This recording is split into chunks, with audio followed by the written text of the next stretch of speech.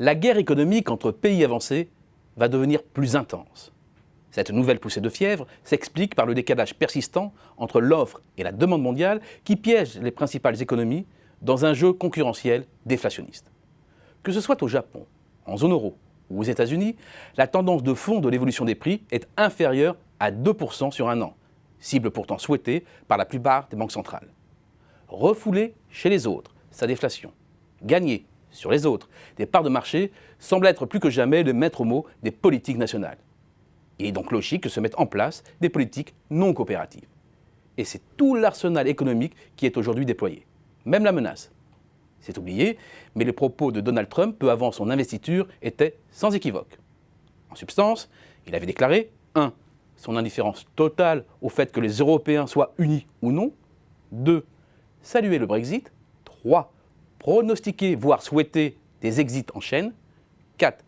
Dénoncer le fonctionnement de l'Europe au service de la puissance allemande. 5. Menacer l'Allemagne de représailles commerciales sur l'automobile. Le ton était donné. Tous les moyens sont bons et 3 grands axes d'attaque se dessinent.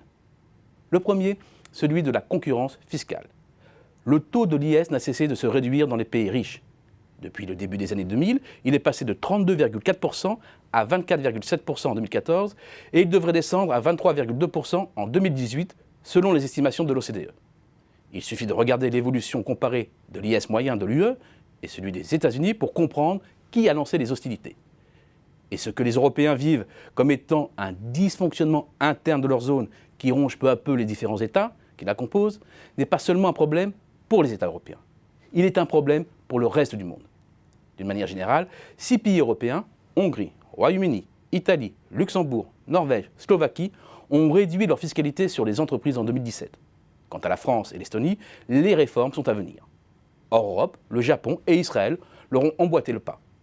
Mais on peut aussi évoquer l'évaporation fiscale des profits des GAFA, hébergés en Irlande, aux Pays-Bas ou au Luxembourg, ou le recyclage opaque de l'excédent européen via sa constellation de paradis fiscaux. Chacun comprendra alors la volonté de l'administration Trump de ramener l'IS à 15%. Autre arme, le taux de change. La tentative, déprécier sa monnaie pour gagner en compétitivité. Le Japon est passé maître en la matière.